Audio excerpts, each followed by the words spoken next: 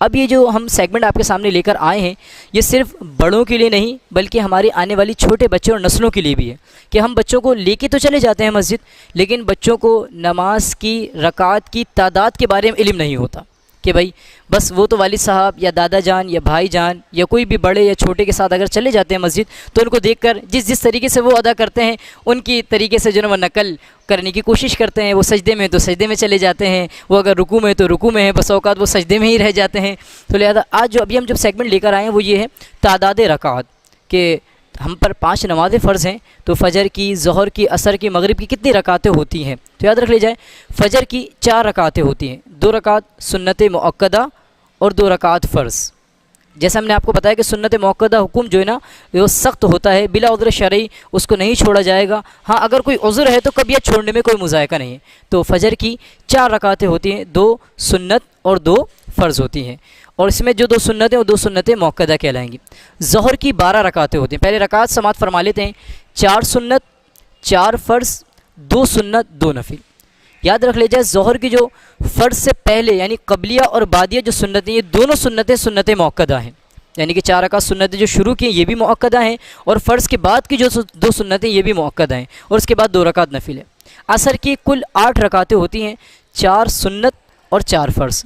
عصر کی فرض سے پہلے کی جو سنتیں 4 ہیں وہ سنتیں غیر مؤکدہ ہیں. شریعت میں اگر پڑھیں گے تو مستحب ہے, اس کو مندوب کہا گیا ہے, باعث ثواب ہے. اگر نہیں بھی پڑھتے تو کوئی کسی قسم کی قباحت تو نہیں, لیکن ہمیشگی اختیار کرنی چاہیے. انشاءاللہ میں آپ کو سنت غیر مؤکدہ کے بارے میں آخر میں سماعت فرماتا ہوں 1-2 جملے. مغرب کی 7 رکعتیں ہوتی ہیں, 3 فرض 2 سنت 2 نفل, اور فرض کے بعد کی جو 2 سنتیں یہ سنتیں مؤکدہ ہیں, بلا عذر شرعی ان کو بھی ترک نہیں کیا جائے گا. عشاء کی 17 رکعتیں ہوتی ہیں, 4 سنت 4 فرض 2 سنت 2 نفل 3 وتر اور 2 نفل. عشاء کی جو 4 فرض سے پہلے کی جو 4 سنتیں ہیں وہ سنتیں غیر مؤکدہ ہیں, اور فرض کے بعد کی جو 2 سنتیں ہیں وہ سنتیں مؤکدہ ہیں کہ ان کو بلا عذر شرعی ترک نہیں کیا جائے گا. پھر 2 رکعت نفل ہیں, پھر وتر ہے. بس اوقات ہماری ایسا ہوتا ہے کہ عشاء کی نماز کے اندر لوگ 4 فرض اور 3 وتر پہ اکتفا کر رہے ہوتے ہیں, اور بس اوقات آگے پوچھتے بھی ہیں کہ کیا 4 فرض اور 3 وتر اگر ادا کر لیے جائے تو کیا نماز ہو جائے گی. دیکھیں نماز تو ہو جائے گی, لیکن اگر سنتیں یعنی کہ 4 فرض کے بعد کی جو 2 سنتیں ہیں ان کو ترک کرنے کی اگر عادت بنا لیں گے تو پھر گناہ کبیرہ کے مرتکب کہلائیں گے, مردود الشہادہ اور فاسق کہلائیں گے. اور اللہ تبارک و تعالیٰ کو سخت ناپسند ہے کہ انسان جو ہے نا سنت مؤکدہ کی ترک کی عادت بنانا شروع کر دے. تو لہذا اگر آپ کے پاس ٹائم ویسے تو ہونا تو یہی چاہیے, جیسے میں بھی آپ کو عرض کر رہا تھا کہ چاہے سنت غیر مؤکدہ ہوں یا نوافل ہوں ان پہ انسان کو ہمیشگی اختیار کرنی چاہیے. جب بندہ رب کے حضور آیا ہے تو پھر کیوں نہ ہو کامل طور پر یکسوئی کے ساتھ سنجیدگی کے ساتھ اس کو کچھ نہ کچھ وقت دیا جائے. ہم دنیاوی اعتبار سے دیکھیں تو اگر کسی سے ملنا ہوتا ہے تو کافی انتظار کر لیتے ہیں, کسی کی شادی میں جانا ہوتا ہے کھانے کے لیے کتنا انتظار. تو جو رب دے رہا ہے اور جس کے لیے دنیا میں آئے ہیں صرف ہمارے پاس اس کے لیے وقت نہیں ہے. تو یہ لمحہ فکریہ ہے, یہ سوچنے کی بات ہے کہ جس رب نے پیدا فرمایا ہے اور اس کے حضور آئیں تو وہ بڑا نوازتا ہے, اور ہم یقیناً اس کے خزانوں میں کمی نہیں ہے. تو لہذا جب مسجد آئیں تو پھر ٹائم ٹیبل نوٹ کر کے نہیں آئیں. یہ نہیں ہے کہ فرض پڑھے اور فوراً نکلنے کی کر رہے ہیں, ابھی دعا بھی نہیں ہو رہی, ابھی سلام بھی پھیرنا ہے, سلام پھیر کر فارغ ہو چکے ہیں. تو یہ نہیں ہونا چاہیے. جب نماز کے لیے آ گئے ہیں تو کامل توجہ کے ساتھ اور خوش الہانی کے ساتھ خوش طبعی کے ساتھ نماز پڑھیں, اور پھر وقت پر نظر نہ کریں. اگر مسجد میں آ کر وقت کی طرف نظر کریں گے تو یاد رکھیں زمانے کے اندر صرف وقت کے جو نا مارے رہیں گے آپ ہمیشہ. آپ کے پاس وقت نہیں ہوگا نہ دنیا کے لیے نہ گھر والوں کے لیے.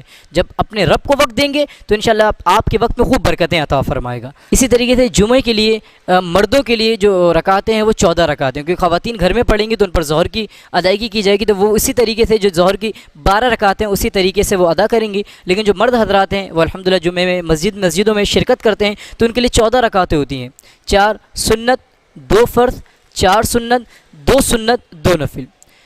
فرض سے پہلی اور بعد کی جو سنتیں ہیں یہ سنتیں مؤکدہ ہیں, اس کے بعد کی جو سنتیں وہ سنتیں غیر مؤکدہ ہیں, اس کے بعد 2 رکعت نفل ہیں. یہ آپ کو 5 نمازیں اور جمعے کے ساتھ طریقہ کار بھی بتا دیا ہے, تعداد رکعت بھی ابھی آپ کو ہم نے بتا دی ہے.